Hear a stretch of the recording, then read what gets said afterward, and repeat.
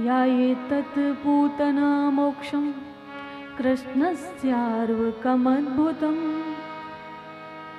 जो पूतना मोक्ष की कथा को सुनता है, गोविंदे लभते रतन, उसको भगवान के चरणों में प्रेम की प्राप्ति होती है। बोलिए वृंदावन बिहारी लाल की जय हो, राधा रमण सरकार की जय हो। तो भगवान छोटे से हैं, तो शिव जी का आना हुआ एक बार नंद बाबा के नंद गांव में। आज भी जो नंद भवन है, तो मुख्य द्वार पर आशेश्वर भगवान है। ध्यान से सुनिएगा, आशेश्वर भगवान अर्थात शिव जी। एक बार क्या हुआ कि जब शिव जी को मालूम हुआ कि हम मेरे आराध्य श्री राम ने कृष्ण के रूप में जन्म लिया है, तो सभी दर्शन के लिए आ रहे थे। शिव जी ने कहा हम भी दर्शन के लिए जाएंगे। तो उनके दो गढ़ थे, श्रृंगी और भृंगी। उन्होंने कहा प्रभु हम भी चलेंगे।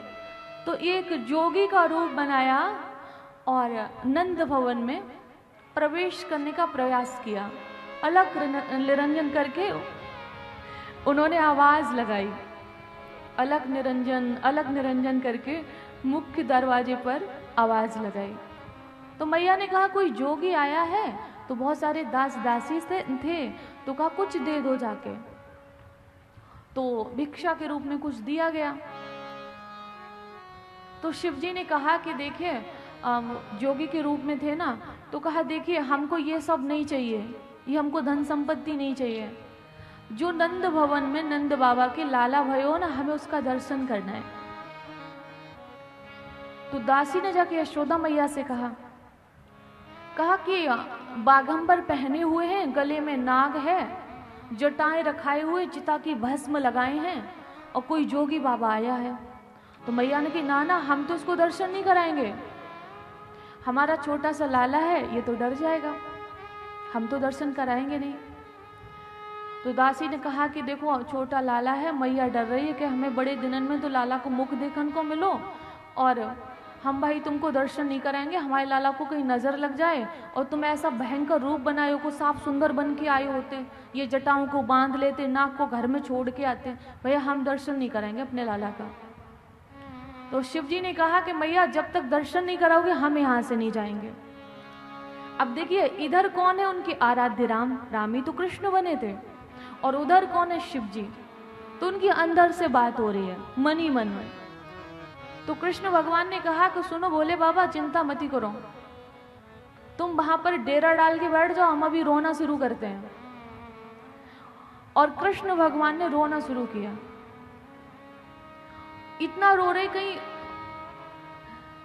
ऐसा रुदन कर रहे हैं कि झाड़ फूंक के लिए जो एक कुलगुरु होते हैं उनको बुलाया गया, मंत्र पढ़े जा रहे हैं, उन गौमूत्र से उनके अभिषेक किया जा रहा है, कहीं तिलक लगाया जा रहा है, कहीं आराध्य देव के सामने उनके मस्तक को टिकाया जा रहा है, लेकिन कृष्ण भगवान रोना बंद नहीं कर रहे।